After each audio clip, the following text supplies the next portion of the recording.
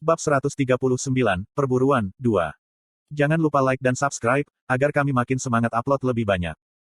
Akasha memperkuat penghalang Yujin. Selain itu, Mer tidak perlu tidur dan terhubung langsung dengan Yujin. Jika seseorang mencoba mengganggu atau menyusup melalui penghalang, Mer akan langsung menyadarinya dan memberi tahu Yujin. Fakta ini saja menghilangkan kebutuhan untuk berjaga malam, tetapi Yujin benar-benar mengikuti buku dalam hal-hal seperti ini. Dia belum menyalakan api. Kegelapan pekat menutupi hutan, tapi itu bukan masalah bagi Yujin. Dia telah memilih medan yang tidak cocok untuk penyergapan dan tidak membentangkan permadani apapun di tanah. Membungkus dirinya dengan jubah besar, Yujin duduk di tanah. Jika dia harus tidur, dia akan tidur ringan dan pendek. Dia bisa menghabiskan malam dengan tidur seperti itu. Tentu saja, dia telah memasang beberapa mantra di dekatnya, tetapi dia tidak punya rencana untuk tidur nyenyak dan mimpi indah. Genia, yang mengejarnya dari jauh, diam-diam memberinya tanda lulus ketika dia melihat apa yang dia lakukan. Tentu saja, tidak ada hakim dalam perburuan ini, dan bahkan jika ada, itu bukanlah Genia. Bagaimanapun, dia membuat beberapa perubahan pada penilaiannya terhadap Yujin. Lagi pula bakatnya sudah diakui oleh orang lain. Jika dia melihat tanda kenaifan yang sesuai dengan usianya, dia akan langsung mengkritiknya, tetapi Yujin tetap waspada bahkan dalam situasi seperti ini. Dia layak mendapat nilai kelulusan. Aku bisa melihat kamu bersenang-senang, bentak Genia, terlepas dari itu. Menyingkirkan kotoran dari akar yang bisa dimakan di tangannya, dia memelototi Yujin. Tidak seperti Genia, yang mencari makan tanaman yang tidak terkontaminasi, Yujin dengan tak tanggung-tanggung menyebarkan selai buah di atas sepotong roti. Dia memiliki lebih banyak dari mereka di jubahnya. Saya lebih suka istilah, dipersiapkan dengan baik, jawab Yujin dengan tenang. Aku juga bisa melakukan persiapanmu. Saya tidak melakukannya dengan sengaja. Mengapa kamu bertanya? Perburuan ini adalah tentang menguji kemampuan kita untuk bertahan hidup sebagai seorang pemburu. Sejak kapan ini ujian? Sejak gelang yang mencatat jumlah kepala dililitkan di pergelangan tanganmu dan milikku, perburuan ini bukan lagi perburuan biasa. Itu juga menjadi ujian, Sir Yujin. Aku tidak akan peduli bahkan jika kamu benar. Ini tidak seperti saya akan menerima hadiah untuk menang, dan saya yakin orang lain selain saya akan datang terakhir. Bahkan jika saya datang terakhir kebetulan, saya hanya akan malu. Itu saja. Tuan Yujin, apakah Anda tidak memiliki ambisi untuk membuktikan diri kepada semua orang? Saya selalu membuktikan diri saya sampai sekarang, bukan? Yujin menggigit roti, terkekeh. Genia bolak-balik melihat antara potongan roti dengan lapisan selai yang tebal dan umbi-umbian kotor di tangannya. Dia menutup rapat bibirnya dan membersihkan sisa kotoran di akarnya. Apakah kamu mau? Yujin menawarkan. Tidak terima kasih. Saya akan mendapatkan akar yang saya temukan ini. Akar kalis. Bukankah itu sangat pahit jika dimakan mentah? Apakah kamu tahu tentang ini? Tentu saja, tumbuhan tahan terhadap energi iblis. Jika Anda merebus dan mengeringkannya, rasanya cukup manis. Dan aku bisa mengunyahnya untuk waktu yang lama. Yah, satu potong roti dengan selai lebih baik daripada 10 akar itu, Yujin diam-diam berbicara, tetapi cukup keras bagi Genia untuk mendengarnya. Dia cemberut. Petik 2. Ini juga cukup bagus dalam situasi seperti ini. Dia secara dramatis membuka mulutnya dan menggigit akar kalis.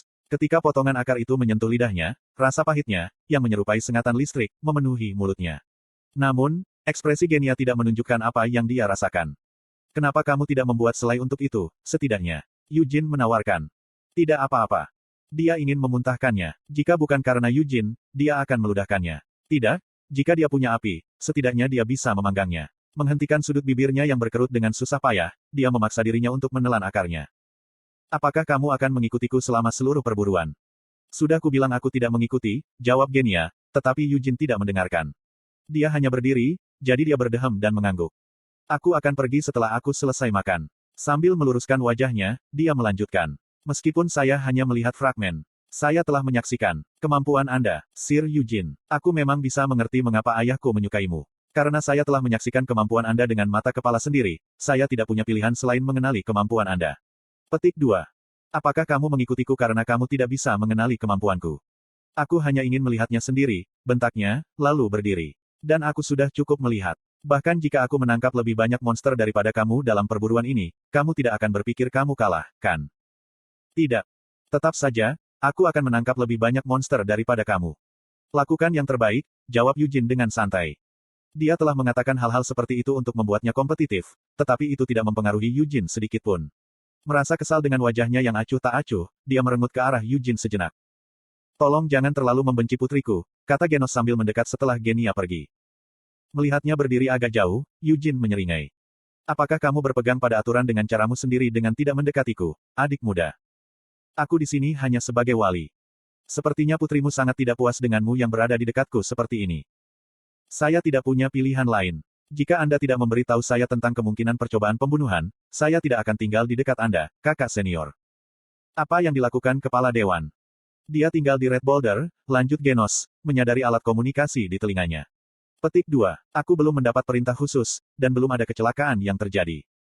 Bagaimana dengan Qian dan Ciel? Tampaknya Master Qian bertujuan untuk mencapai pusat gua iblis, dan Lady Ciel merasa sulit untuk melanjutkan, dia ragu sejenak. Petik 2. Apakah membuntuti Master Eward? Kakak Eward. Ya, kurasa dia tidak merencanakan ini dari awal. Entah dia berpapasan dengan Eward atau melihatnya dari kejauhan. Terlepas dari yang mana yang terjadi, dia membayangi Eward sekarang. Tidak mungkin. Apakah Ciel berencana membunuh saudara Eward menggunakan perburuan ini sebagai kesempatan? Pikiran itu memasuki benak Eugene sejenak, tetapi tidak masuk akal ketika dia memikirkannya lagi. Dia tahu Ciel membenci Eward, tapi dia tidak cukup membenci Eward untuk benar-benar membunuhnya. Selain itu, Ciel bukan tipe orang yang mengotori tangannya. Jika dia benar-benar akan membunuhnya, dia akan menyewa seorang pembunuh atau meracuninya. Dia mungkin hanya berjaga-jaga untuk mencegah Eward melakukan aksi, karena dia memiliki sejarah melakukan hal semacam itu. Tentu saja, Eugene juga mengawasi Eward. Hutan itu penuh dengan energi iblis, dan lingkaran sihir hitam berada di tengah gua iblis. Odstones, yang menyimpan energi iblis, dan relik terkutuk kelas atas juga disiapkan. Dengan lingkungan seperti ini, tidak perlu membuat kontrak dengan iblis manapun untuk menjadi penyihir hitam. Pukulanmu, haha, sakit, tapi itu adalah pelajaran berharga bagiku. Berkat kamu, aku bekerja keras sekarang. Ini semua berkat kamu. Wajah tersenyum Eward muncul di benak Eugene. Jika dia manusia, katanya dengan nada datar sambil duduk, dia tidak akan melakukannya lagi. Hutan ini adalah lingkungan yang sempurna untuk menjadi penyihir hitam. Namun, keadaan hutan itu terlalu disayangkan. Mudah untuk menjadi penyihir hitam, tetapi keluar dari hutan hidup-hidup sesudahnya adalah hal yang mustahil. Lusinan ksatria singa hitam berada di tengah hutan. Saat Eward beralih ke jalan iblis, gigi dan cakar singa hitam akan mencabik-cabiknya. Para kapten bahkan tidak perlu maju. Eward ada di lingkaran keempat. Tidak buruk, tapi tidak cukup untuk keluar dari sini hidup-hidup. Eugene menganalisis. Tidak ada orang waras yang akan berpikir untuk mencoba keparat seperti itu. Dia mencoba mempelajari ilmu hitam karena dia tidak waras, tapi dia tidak sebodoh itu, kan? Dengan pemikiran itu, Eugene merengut ke dalam kegelapan. Setelah mengawasinya sebentar, Genos perlahan mundur, menjauhkan diri dari anak didiknya. Eugene ditinggalkan sendirian. Mer tidak mengatakan apa-apa dan hanya meringkuk di dalam jubah. Itu karena dia mengerti arti dari keheningan Eugene dan perasaan yang dia rasakan. Ini terlalu serius, pikir Mer. Eugene berbicara dengan ringan, dan percakapan antara dia dan Genia juga ringan. Tidak, sepertinya hanya seperti itu. Mer sekali lagi menyadari bahwa Eugene bukanlah anak berusia 20 tahun biasa, tetapi anggota dari tim yang sama yang telah berkeliaran di sekitar neraka 300 tahun yang lalu. Hamil bodoh. Saat dia menginjakkan kaki di hutan ini, dia telah menekan amarahnya yang mendidih. Dia sangat marah pada energi iblis yang menempel di saluran udaranya dengan setiap nafas yang dia ambil, dan pada monster yang menerkamnya tanpa mengetahui tempat mereka. Baginya, semua yang ada di tempat ini adalah kejahatan yang tak tertahankan. Dia harus membantai mereka saat ini juga. Hanya ada satu alasan mengapa dia tidak melakukannya. Petik 1. Dia menahan, pikir Mer, menutup matanya. Di dalam jubah kegelapan, dia berjongkok di tengah kegelapan yang memenuhi jubah itu. Tidak ada getaran dalam kegelapan, tapi ada suara detak jantung. Kadang-kadang, pikiran Eugene menjadi suara dan bergema di dalam jubah. Rumus kontrol dari familiar yang terukir di dalam pikiran Eugene membuat pikiran Mer beresonansi dengan emosi kuat Eugene. 300 tahun telah berlalu di dunia ini, kenang Eugene. Dia menganggap setiap raja iblis, binatang iblis, dan iblis jahat. Dia telah melihat dunia di mana keyakinannya benar, bertahan di dunia itu, dan mengembara untuk menyelesaikan dunia itu. 300 tahun adalah waktu yang lama. Akal sehat Eugene tidak umum di dunia saat ini. Semua orang hidup dengan berbagai cara sekarang. Orang-orang telah menandatangani perjanjian damai dengan Raja Iblis. Penyihir hitam, yang seharusnya benar-benar jahat, hanyalah pragmatis. Setan diperlakukan sebagai boneka yang dapat digerakkan dan efisien yang memungkinkan orang untuk berlatih. Orang bisa menggunakan Demon Fox sebagai budak atau mempekerjakan mereka dari toko ilegal. Sejak dunia berubah, Eugene telah menyimpulkan bahwa dia tidak dapat bertahan dengan akal sehatnya sejak 300 tahun yang lalu, jadi dia mencoba menerima yang baru. Terlepas dari semua usahanya, kemarahan yang tak terkendali muncul dalam dirinya saat menghirup udara sialan yang dia lewatkan saat dia melihat setan-setan omong kosong ini menggeliat dan menerkamnya saat mereka salah mengira dia sebagai mangsa. Itulah mengapa dia membunuh setiap iblis yang menghalangi jalannya saat dia bergerak maju, tetapi itu tidak membantu kemarahannya sedikitpun. Dia sangat marah sehingga jika Genia bukan putri Genos, dia akan memberinya pelajaran untuk membuatnya berhenti mengikutinya. Apakah pembunuh akan datang? Lencana yang mengikat jubah di bahu Eugene terukir dengan simbol Lionheart Clan. Berderak. Menatap ke dalam kegelapan, Eugene menggores simbol itu dengan kukunya. Assassins tidak akan datang, setidaknya hari ini, dia menyimpulkan. Dia tidak terlalu jauh di dalam hutan, jadi terlalu dini untuk mencoba pembunuhan dan menutupinya sebagai kecelakaan. Aku punya 4 hari lagi jadi aku tidak akan terburu-buru. Pembunuhan. Aku sudah terbiasa, itu hanya perburuan yang membutuhkan keahlian tertentu. Jika ketua dewan benar-benar dalang di balik semua ini, apakah dia benar-benar akan memerintahkannya? Membunuh seorang putra patriark, meskipun diadopsi, di sekitar kastil Singa Hitam, adalah sesuatu yang sama sekali berbeda dari menyewa tentara bayaran untuk melakukannya di tempat lain. Mengapa dia melakukan tindakan seperti itu? Niat ketua bukanlah urusan Eugene. Ketika dia bertemu langsung dengan ketua, dia tidak merasakan keinginan untuk membunuhnya dari lelaki tua itu. Orang tua itu telah hidup selama lebih dari 100 tahun. Dia tidak akan membuat kesalahan pemula dengan mengungkapkan keinginannya untuk membunuhku. Untuk saat ini, dia percaya bahwa ketua telah memerintahkan pembunuhannya. Konten iklan. Haruskah aku bergerak sembarangan kalau begitu? Ketua tinggal di Red Boulder. Apakah dia akan memerintahkan Dominic Lionheart, cucunya, atau salah satu Black Lions untuk membunuh Eugene? Dia berharap untuk bertemu dengan salah satu dari mereka tapi dia berpikir bahwa mereka tidak akan sekaku itu saat mencoba membunuhnya. Aku akan mencoba memikatnya, tapi aku tidak bisa mencurahkan semua perhatianku pada masalah ini. Dia memiliki hal-hal lain yang harus diperhatikan, karena putri raksasa akan datang. Dia juga harus menemukan Raizakia yang terjebak dalam celah dimensional. Jika perburuan berakhir tanpa insiden, haruskah aku mengambil banteng dengan tanduknya? Eugene mendecakkan lidahnya dan mengepalkan tinjunya, membuat catatan mental untuk bertanya, apakah kamu yang mencoba mengacaukanku dengan mengirim bajingan binatang itu? Ciel tidak bertemu langsung dengan Ewart. Dia telah memperhatikannya dari jauh saat dia berjalan melewati hutan. Malam di hutan dimulai lebih awal. Matahari hanya turun sedikit, tapi hutan sudah gelap. Namun, dia tidak membawa obor atau menyulap cahaya dengan menggunakan sihir. Tanpa sumber cahaya, dia melintasi hutan yang gelap. Pemandangan Ewart mengganggu Ciel dan juga membuatnya penasaran. Di matanya, dia masih bocah 15 tahun yang dia lihat 7 tahun lalu. Ketika dia mendengar dia mencoba mempelajari ilmu hitam di Arot, dia tidak terlalu terkejut. Dia mengira, kakak sulung Ewart, dari semua orang, sangat mampu melakukan hal seperti itu. Di rumah utama, dia sangat tertekan sehingga tidak aneh baginya untuk melakukan hal seperti itu. Tentu saja, dia tidak terlahir depresi. Sampai dia berumur 10 tahun, Ewart cukup normal. Dia seperti anak biasa pada usia itu, suka bermain dan sebagainya. Ciel dan Qian terkadang bergaul dengannya, karena dia tidak menghindari mereka karena menjadi saudara tirinya. Namun, mereka berhenti bergaul setelah Ewart berumur 10 tahun. Dia baru berusia 7 tahun saat itu, tetapi dia tahu mengapa kakak tertuanya mulai berubah. Ketika seorang anak berusia 10 tahun di klan Lionheart, mereka dapat berpartisipasi dalam upacara kelanjutan garis darah, upacara tradisional klan. Sejak saat itu, Ewart menjaga jarak dari si kembar. Alih-alih memainkan permainan kekanak-kanakan, dia mulai menggunakan pedang di bawah pengawasan ketat Tanis. Mendengarkan alis ibunya, dia mengolah mana saat dia duduk tegak. Setelah matahari terbenam, dia mengurung diri di perpustakaan dan membaca tentang teori ilmu pedang dan berbagai taktik pertempuran. Pada titik tertentu, teks ajaib ditambahkan ke daftar bacaan Ewart. Tanis tidak senang dengan pilihan putranya, tapi dia tidak menentangnya membaca teks sihir. Itu karena dia juga harus mengakuinya pada saat itu. Ewart Lionheart tidak memiliki bakat seni bela diri. Itulah mengapa dia memutuskan untuk menempuh jalan yang berbeda, sihir. Itulah yang ingin dilakukan Ewart. Dia bersenang-senang membaca teks sihir, membayangkan bakatnya dalam sihir yang belum dikonfirmasi. Itu jauh lebih menyenangkan daripada mengabdikan dirinya untuk berlatih seni pedang, yang dia kuasai dengan buruk, karena dia dimarahi oleh ibunya. Ciel mengingat Ewart sejak saat itu. Dengan mata berbinar, dia akan mengurung diri di dalam perpustakaan dan membalik halaman teks sihir. Belum lama sejak dia mulai belajar sihir, dan dia bahkan tidak pandai, tapi dia mengaduk mana dan meniru sihir. Ya, bagaimanapun juga itu adalah mimikri. Itu bukan sihir sungguhan. Meskipun dia memanjakan dirinya dengan teks sihir, dia tidak bisa menggunakan sihir. Mengurung diri di sebuah ruangan di mana tirai tebal menghalangi semua cahaya, dia melakukan banyak hal, membaca teks sihir, mengayunkan pedang, menirukan sihir, dan membayangkan masa depannya yang cerah dalam sihir dengan mata berbinar. Ini adalah, Ciel berpikir ketika dia berhenti. Ada yang aneh.